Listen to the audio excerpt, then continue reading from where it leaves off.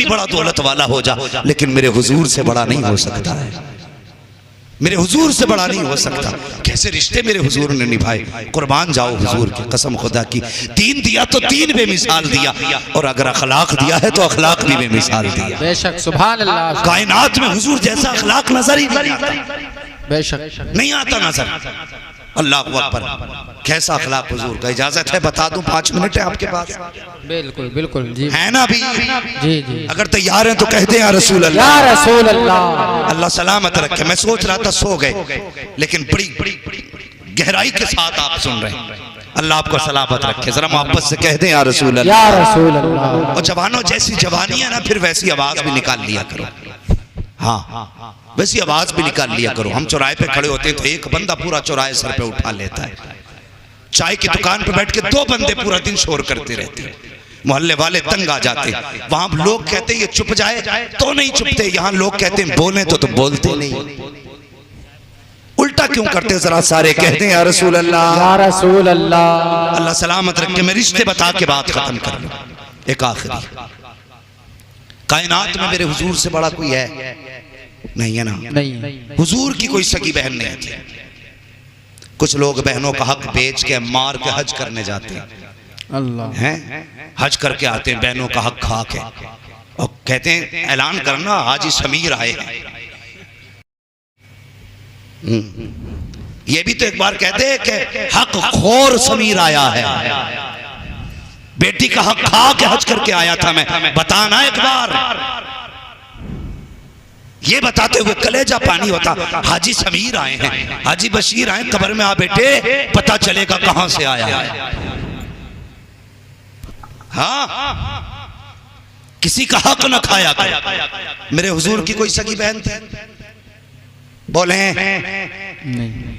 नहीं ना, हुजूर की सगी बहन कोई नहीं थी, ना कोई सगा भाई था।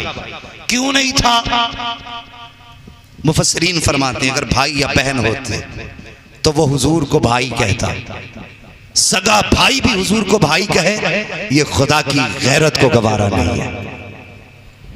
हाँ, अब सुने, हुजूर की कोई सगी बहन? बोले, चैनल वाले भी सुन रहे हैं ना? हुजूर की सगी बहन नहीं थी। 113 बहन थी, लेकिन हजरत उम्मे हानी चचाजाद बहन थी, चचेरी बहन जिसे हम लोग बोलते हैं, हजरत उम्मे हानी। सबको मालूम है ना इनका नाम, क्योंकि इनका मेराज के साथ जुड़ा है, इसलिए हजरत उम्मे हानी का सबको नाम मालूम है। कौन उम्मे हानी है? हुजूर कभी दोपहर में आराम करना चाहते थे ना, तो इनके घर आते थे, और हुजूर इनकी खजूर की चारपाई थी, खजूर के बांधों की, उस पे हुजूर लेटते ना, ऐसे यूं हाथ रख के लेटते, तो हुजूर का पसीना माथे से टपकता, कलाई के जरिए कोनी तक आता, कोनी से बूंद बूंद करके नीचे टपका करता था। तो हजरत उम्मे हानी शीशी लगा देती थी, सारा पसीना हुजूर का उसमें इकट्ठा करती। जब कोई लड़की दुल्हन बना करती तो इत्र की जगह हुजूर का पसीना लगा दिया। क्या बात है, वाह वाह, बेशक। ये हजरत उम्मे हानी, ये हजरत उम्मे हानी। और जिसके हुजूर का पसीना लग जाता था उसकी 7 पुश्तें महका करती थी। बेशक, सुभान अल्लाह। ये हुजूर का पसीना था, 7 पुश्तों तक नस्लें महकती थी। तो ये उम्मे हानी, हुजूर इनके घर आराम करते थे। जब ये ईमान लाई ना, तो एक रिवायत के मुताबिक शोहर ने इन्हें छोड़ दिया। आज हम कलमा पढ़ाए, हमने इसकी कोई कीमत नहीं दी है, कोई कीमत हमने नहीं चुकाई।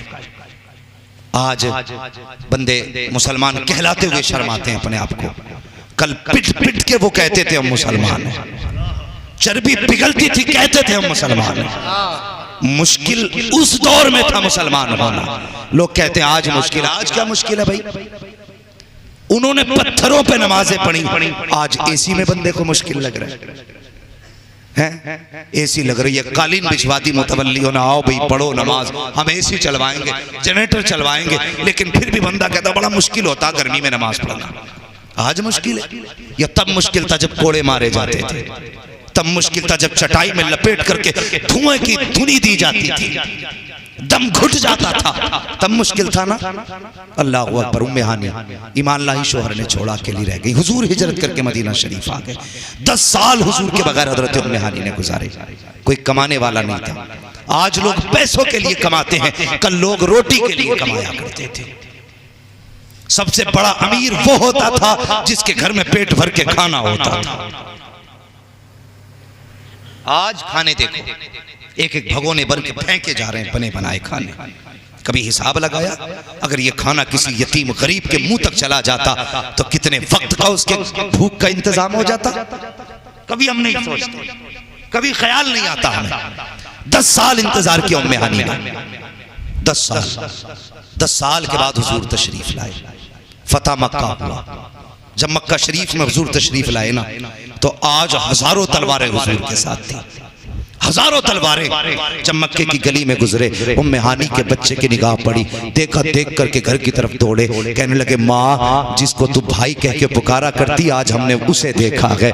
माँ ने कहा क्या कह रहे हो? हाँ माँ, जिन आंखों की तारीफ करते तुम नहीं थकती आज हमने उन आंखों को देखा है। जिस चेहरे को कहती है ना चांद से ज्यादा हसीन है, हमने उस चांद से चेहरे को देखा है। माँ कहती क्या कह रहे हो? हाँ माँ, जिनकी तू बात बताती है कि वो हमारे घर आके लेटा करते थे, आज हमने उन्हें मक्के में देखा है। हजरत उम्मे हानी कहती हैं हुजूर की आमद की खुशी से खबर सुनी है, मेरा कलेजा खुशी से उछलने लगा।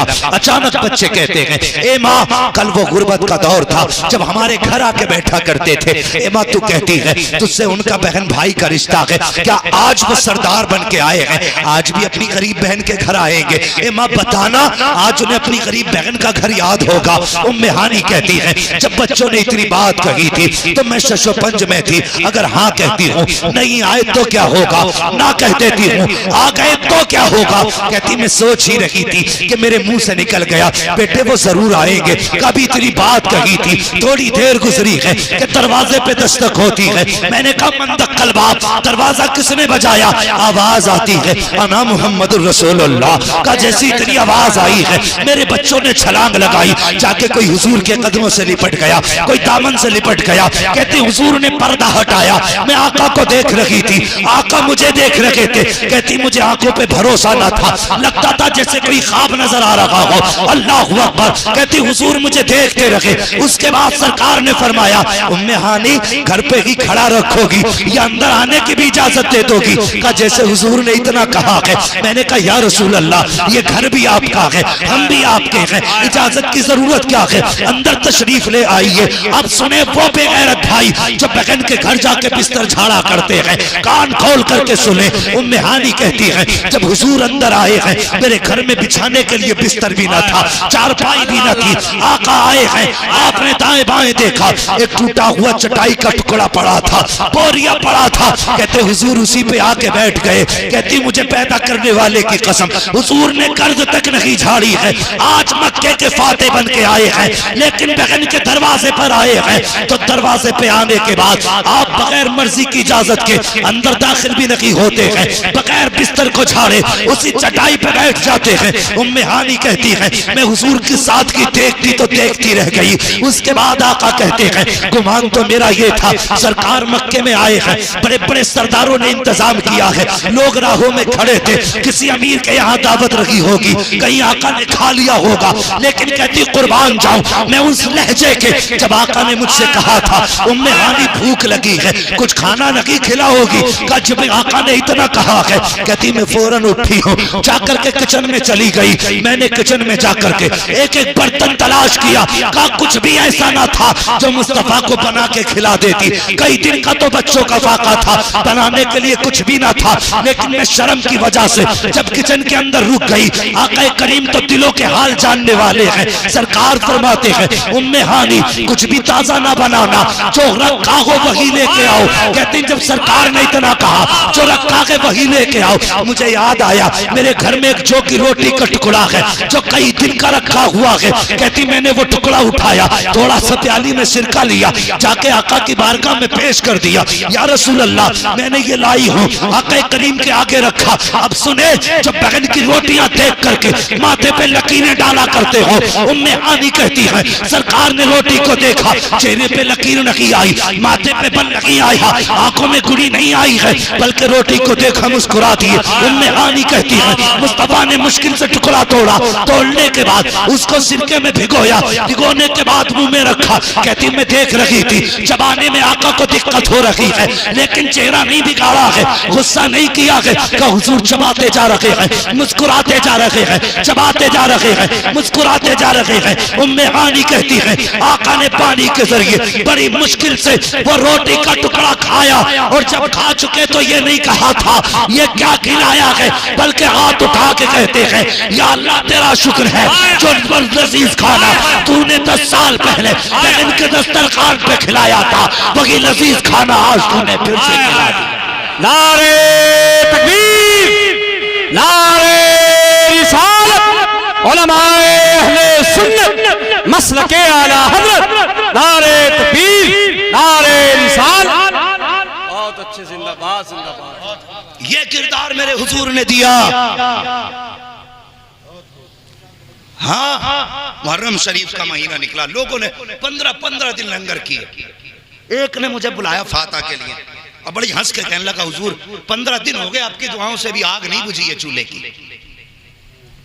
जैसे ही उठ के गया पड़ोसी आ गया, कहा एक बार इसकी माँ से भी तो पूछ लो, ये 15 दिन से लंगर कर रहा है, इसकी माँ इससे राजी है कि नहीं। माँ ने पता क्या बताया, उसने कहा ये जमाने को खाना खिला दे मेरा कलेजा ठंडा नहीं होगा। मैंने कहा ऐसा क्यों, तुम्हें नहीं दिया? कहा खिलाता है मुझे।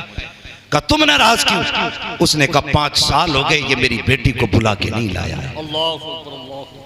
15 दिन नहीं, बहनों से मुंह मोड़ के 15 साल भी लंगर करोगे अल्लाह मुंह पे मार देगा। हुसैन कहेंगे मुझे तो ज़ैनब प्यारी थी, तुझे अपनी ज़ैनब कितनी प्यारी थी? मुझे मेरी ज़ैनब प्यारी है, तुझे अपनी ज़ैनब प्यारी क्यों नहीं? इसलिए खुदा के वास्ते लंगर बाद में करें, अपनों को पहले राजी करें। इससे क्या फायदा, तेरे दरवाजे पे कुत्ते तो खा के चले जाए और अपनों को तेरे दरवाजे का एक ताना देखना नसीब ना हो। फरमाया गया भीख देने से भी पहले फरमाया गया पहले अपने घर वालों को देखो, उसके बाद पड़ोसियों को देखो, फिर दूर वाले को देखो। तो पूरे गांव को नोत नोत के थक गया और अपने सगे के दरवाजे पे न जा सका। सगों की कदर करो। अक्सर ऐसा होता शादी ब्याह के बाद जवान बदल जाते, सिर्फ एक ख्याल बदल देता, हम 2 अलग रहेंगे तो 4 रोटियों में काम चल जाएगा। पूरे घर के लिए 18 रोटी बनानी पड़ रही है, लेकिन अंधे तुझे नहीं पता जो तेरे घर में रिस्क आ रहा है ये तेरे 2 के नसीब से नहीं 18 के नसीब से आ रहा है। सुभान अल्लाह, सुभान अल्लाह। एक सहाबी ने शिकायत की थी या रसूल अल्लाह मैं कमाता हूँ और ये मेरे भाई लोग हैं ये बिल्कुल नहीं कमाते, हुजूर मेरी कमाई उड़ा देते। तो हुजूर ने फरमाया आज के बाद कभी अपने भाई को न टोकना, तू ये नहीं जानता अल्लाह तुझे जो ये दौलत दे रहा है ना तेरे इन्हीं भाइयों के नसीब से दे रहा है। सुभान अल्लाह, सुभान अल्लाह। तो अगर तुम अकेले कमा रहे हो तो कभी ये सोच के कभी हाथ न खींचना कि ये मेरा खा रहे हैं, बल्कि ये सोच के मेहनत करना मेरे तो 2 रोटियों वाला था, अल्लाह मेरे हिस्से में 4 दे देता, 6 दे देता, वो 100 रोटियां क्यों दे रहा है? ये तेरे नसीब से नहीं तेरे घर वालों के नसीब से मिल रही है। कभी ये सोच के माँ बाप से अलग ना हो, क्या अलग होंगे तो बैंक बैलेंस होगा, अगर हो भी गया तो कल पैसा होगा, माँ बाप नहीं होंगे तो ये दौलत किस काम की? रुलाएगी यही दौलत। कल जब तू फॉर्च्यूनर में बैठ के मर्सिडीज में बैठ के चलेगा ना तो उस दिन सोचेगा काश आज कंधे पे बिठाने वाला बाप होता, आज साइकिल पे खींचने वाला बाप होता।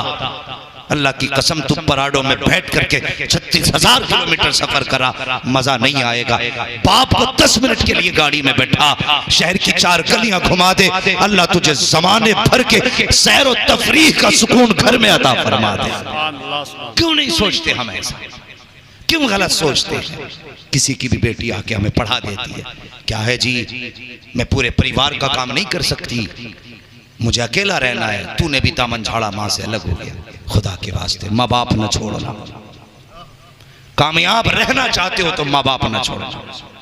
दावे के साथ कह रहा हूं माँ बाप छोड़ दिए, बगदाद क्या है, मदीना शरीफ गुंबद खजरा पे चले जाना। अगर माँ बाप छोड़ रखें तो हुजूर भी कुछ नहीं देंगे, ये याद रखना, हुजूर भी कुछ नहीं देंगे। अगर चाहते हो घर बैठे बैठे सब कुछ मिलता रहे, माँ बाप को राजी रखना। माँ बाप को राजी रखना। बीवी आए, दो बातों में उससे बात खत्म कर लो। देख, कल तक ये सिर्फ मेरे माँ बाप थे, आज से तेरे भी माँ बाप है, तेरे भी माँ बाप है। मुझसे लड़ लेना, लेकिन मेरे माँ बाप को शिकायत का मौका न देना। और माँ बाप को भी बैठा के कहना, अब्बा कल तक तुम्हारे घर में 3 बेटी थी, एक चौथी बेटी और आ गई है।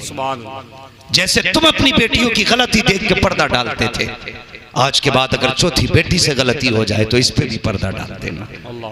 इसकी गलती का तमाशा न बनाना, इसकी कमी पे ये मत कहना तेरे बाप ने क्या सिखा के भेजा, इसे भी बेटी समझ के माफ कर देना।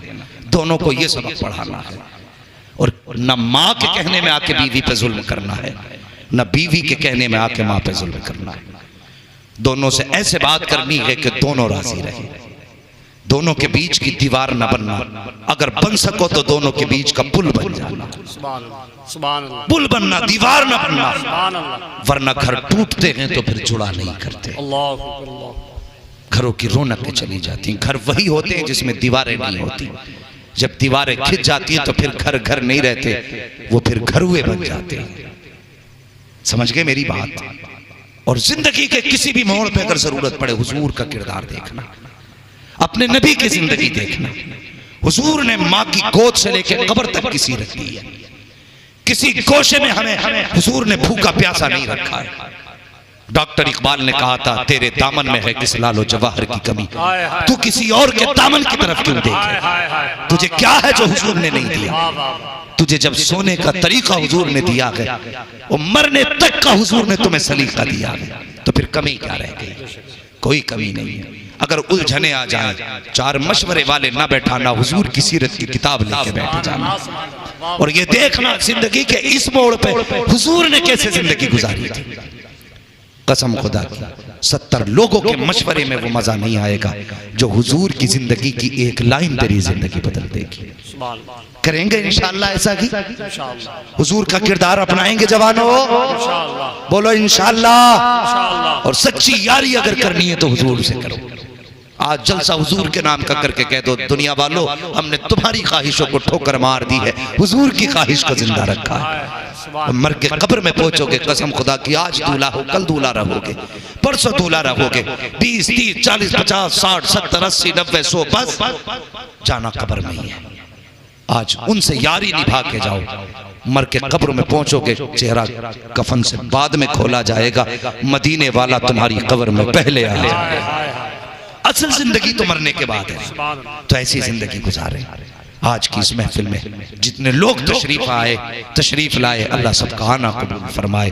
हमारे जिन भाइयों ने रात के 2 बजे तक बैठ के सुना, मुझे बताया ये गया था कि इस मोहल्ले के लोग 12 बजे भाग जाते हैं। मैं सलाम करता हूँ, तुमने उन लोगों के जो ज़बानें उन्होंने मुझे बताई थी, साबित कर दिया कि हुजूर वाले हैं। ये 2 नहीं 4 बजे तक भी बातें होगी तो नबी नबी करते रहे। अल्लाह सलामत रखे। अब कभी भी इधर आना होगा ना, सोचना नहीं पड़ेगा कि ये 12 वाले हैं कि 2 वाले। आंखें बंद करके आ जाएंगे कि जितने भी यहाँ रहते हैं सब हुजूर वाले हैं। और अपना तो मिजाज ही है, मरने की तरफ देख न जीने की तरफ देख, जब चोट लगे दिल को मदीने की तरफ देख। हमारी तो खुशियां भी हुजूर से शुरू होती हैं और हमारे गमों का इलाज भी हुजूर की ठोकरों में है। सब कुछ हुजूर की बारगाह में। आला हज़रत फरमाते हैं, जब आ गई है जोशे रहमत पे उनकी आंखें, जलते बुझा दिए हैं, रोते हंसा दिए हैं। हाँ, मेरे करीम से कर कतरा किसी ने मांगा, दरिया बहा दिए हैं, दुरेबे बहा दिए हैं, बस जो हुए अगला।